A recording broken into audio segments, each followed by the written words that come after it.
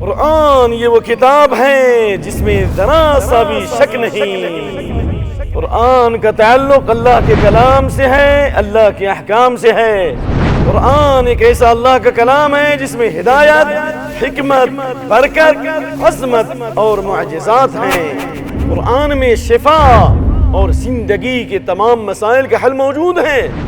قرآن اللہ کا کلام ہے جو لوح محفوظ سے آسمان دنیا پر اور وہاں سے جبریل علیہ السلام کے ذریعے محمد صلی اللہ علیہ وسلم کے دل پر اتارا گیا۔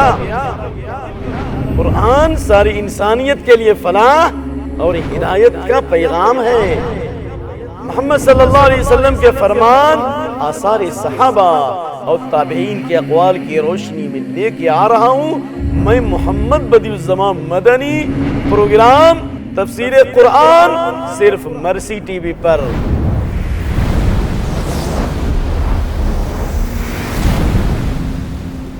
تفسیر قرآن، ہدایت کا پیغام، اللہ کا کلام قرآن، محمد صلی اللہ علیہ وسلم کے فرمان۔